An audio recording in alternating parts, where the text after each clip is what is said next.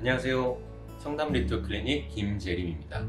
네, 오늘은 싹센다를 처음 사용하시는 분들에게 도움이 될 만한 내용들을 위주로 영상을 소개해 보려고 합니다. 먼저 싹센다를 받으시면 아마 이런 박스를 받게 되실 거예요. 이게 이제 싹센다 한 펜 기준의 박스가 되고요. 많이 쓰시는 분들 같은 경우는 5개가 들어있는 한 박스를 받기도 하는데 그분들 같은 경우는 똑같이 조금 더 얇고 긴 박스에 5개가 들어있게 되고요. 보통은 이런 박스를 받게 되실 거고, 이 박스를 열어보면 이러한 펜이 이제 들어있게 됩니다. 싹센다의 기본적인 보관은 냉장 보관이기 때문에 냉장고에 넣어주시는 게 제일 중요하겠고요. 간혹 이 냉장에 대해서 많이 걱정하시는 분들이 계세요. 싹센다를 내가 받았는데 냉장고에까지 걸어가는 시간 동안 또는 이동하는 시간 동안은 이걸 냉장고에 못 넣었는데 어떻게 할까요? 이렇게 문의하시거나 걱정하시는 분들이 많은데 그 부분에 대해서는 크게 걱정은 안 하셔도 됩니다. 여기서 주의할 점은 냉장고에 넣으실 때 우리가 냉장고를 열어보면 안쪽에 팬이 있는 경우가 다 있는데요. 그런 냉각점에 너무 가까이 두는 것은 좋지 않습니다. 이렇게 말하면 좀 복잡하고 어려울 수 있으니까 제일 쉬운 방법은 냉장고 문을 열고, 보통 문손잡이에 여기 이렇게 선반들이 있죠. 거기에 그냥 두시면 제일 편하게 쓰실 수 있겠습니다. 먼저 싹센다의 허가사항에 대해서 설명드리면 좀 도움이 되실 것 같은데요. 싹센다는 기본적으로 2에서 8도 사이의 냉장 보관을 원칙으로 하고 있습니다. 하지만 개봉 후에 실제 사용을 할 때에는 30도 이하의 온도에서 30일까지 보관하는 데는 문제가 없다라고 되어 있는데요. 이 두 부분은 싹센다 회사에서 FDA 승인과 EMA 승인 그리고 한국 식약처 승인을 받는 과정에서 실제로 환자분들이 싹센다를 사용할 때에는 이 싹센다를 들고 다니기도 하고 또 밖에서 꺼내서 쓰기도 하고 집이나 회사나 왔다 갔다 하면서 사용하기도 하시기 때문에 그 과정에서 온도가 30도 미만인 상온에서 쓸 때에 문제가 없는지를 검토하기 위해서 내부적으로 실험을 했었고, 그 결과 30도 미만에서 30일까지 보관하는 데는 무리가 없다라고 되어 있습니다. 그래서 원칙적으로 냉장 보관이 돼 약간의 어떤 사용 과정에서 또는 약간의 이동 과정에서 냉장을 하지 못한 부분에 대해서는 너무 신경을 쓰지 않으셔도 된다, 이렇게 이해하시면 되겠습니다.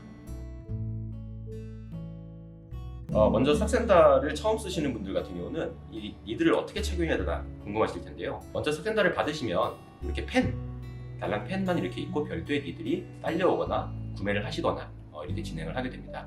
그래서 이 싹센다를 이렇게 뚜껑을 열고,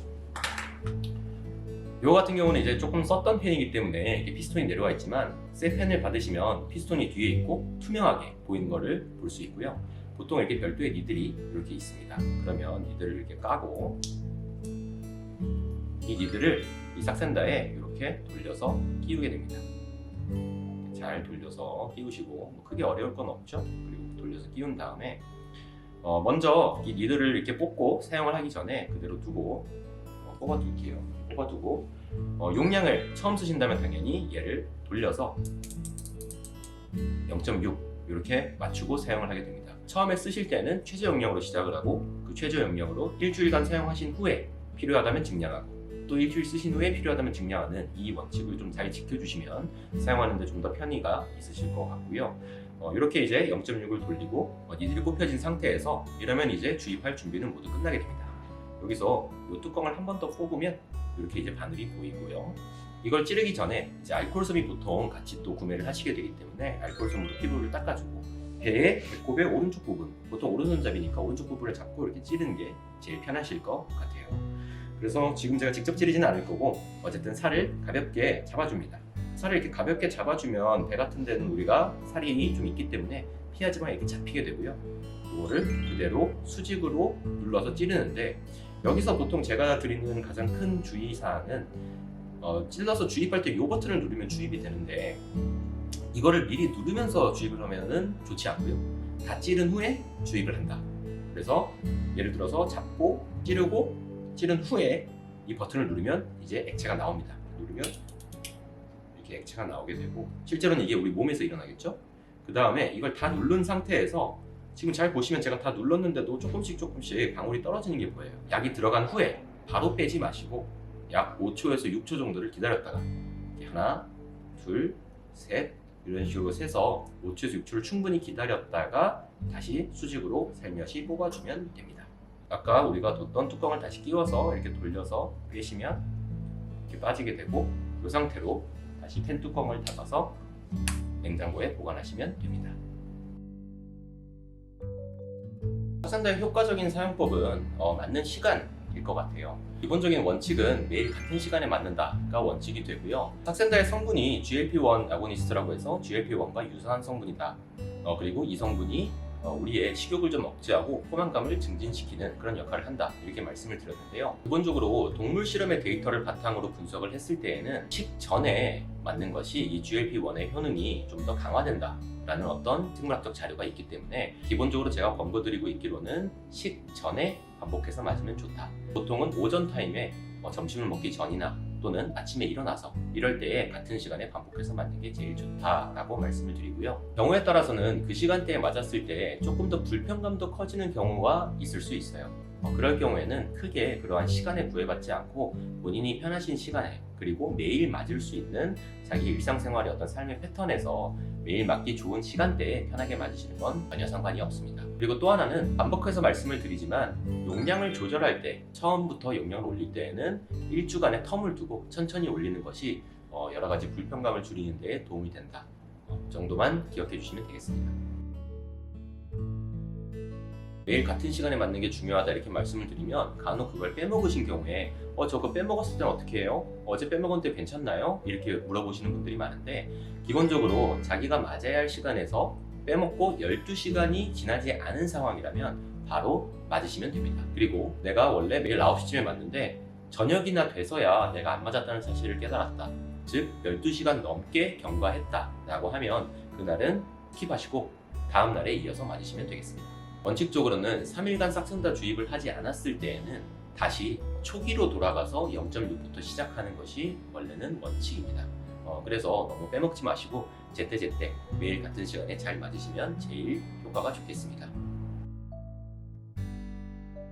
삭센다의 기본적인 보관의 허가사항에서 30도 이하에서 30일간의 상온 보관, 30도 미만에서의 보관은 괜찮다고 되어 있기 때문에 회사에 가지고 다니면서 일상 속에서 가방 속에 넣어 다니시거나 또는 삭센다를 처음 샀을 때 받게 되는 스타터 키트에 작은 가방이 들어있는데 그런 데 들고 다니시면서 맞으시는 데는 전혀 무리가 없습니다.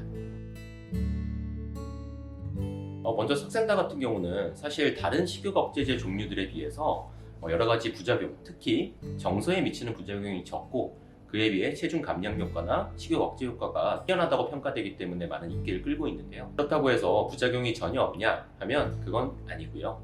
이건 역시 약이기 때문에 여러 가지 부작용이 있을 수 있습니다. 기본적으로 식욕을 억제하고 포만감을 증진시키면서 소화기 계통의 증상들을 호소하시는 경우가 생겨요. 가장 흔한 케이스는 약간의 미식거림이나 약간의 울렁거림, 그리고 실제로 토를 하는 경우도 있을 수 있지만 개인적으로 볼 때 이 경우는 굉장히 드물고, 이 외에도 약간의 변비 또는 설사 등의 소화기 계통 증상이 나타날 수 있습니다. 또한 드물게 약간의 저혈당 증세나 불면증, 어지러움 이런 부분들도 생길 수 있는데요. 이러한 부분들은 시간이 지나면서 줄어드는 경우가 대부분이고, 마지막으로 주사를 해서 찌르다 보니까 주사를 찌른 부위에 가렵거나 발진이 일어나거나 하는 경우들이 생길 수 있습니다. 이러한 불편과 부작용은 보통 약을 증량하는 시기 또는 처음에 사용할 때 약간 증상이 있다가 실제로 1, 2주 정도 사용을 하면 괜찮아지는 경우가 대부분이고요.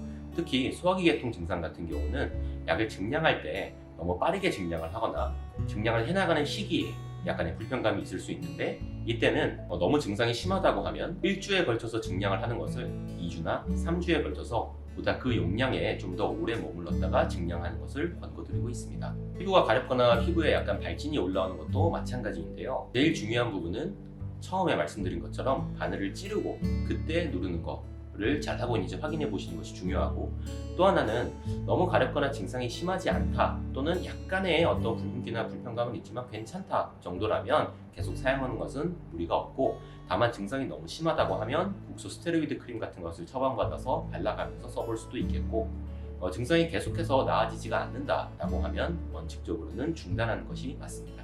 하지만 대부분의 경우에는 1, 2주 정도 쓰다 보면 증상이 괜찮아지는 경우도 많기 때문에 본인의 증상을 잘 보면서 삭센다를 사용해 보시면 되겠습니다. 삭센다를 이제 사용을 하시다가 충분한 식욕 억제와 포만감의 어떤 효과를 통해서 다이어트나 체중 감량을 충분히 원하는 만큼 이뤘다라고 생각하실 때 이제 약을 중단하게 되는데요. 원칙적으로 약을 중단할 때에는 약을 올리던 것처럼 어떤 단계적으로 약을 중단한다라는 권고는 없습니다. 그냥 오늘까지 하고 그만해야지 라고 생각하면 내일부터는 그대로 멈춰도 됩니다. 하지만 만약에 그렇게 했을 때 조금 불편하거나 불안하거나 약간의 유지 용량을 사용하면서 이 식욕 억제 효과를 좀 이어가고 싶다면 약간은 저용량으로 조금 쓰시면서 실제로 유지 용량을 사용하시기도 합니다. 이렇게 무난하게 사용을 했을 때 큰 문제는 없고 보통은 더 식욕 억제 효과나 체중의 유지 효과도 크기 때문에 참고해서 사용하시면 되겠습니다.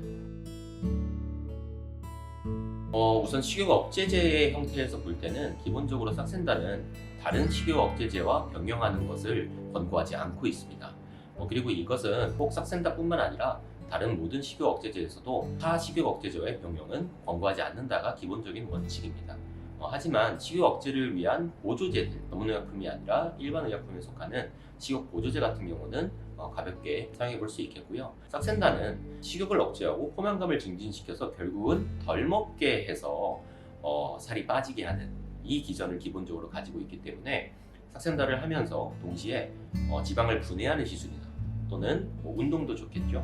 이런 여러 가지 시술들을 병행하는 것을 권고하고 있고 실제로 저희 병원 같은 경우는 싹센다를 맞으시는 분들이 튠라이너나 튠바디나 또는 지방분해 주사나 이러한 시술들을 활용해서 아무리 이제 밥을 좀 덜 먹고 체중을 빼더라도 체형과 바디 라인에서는 불만족스러운 부분들이 있을 수 있거든요.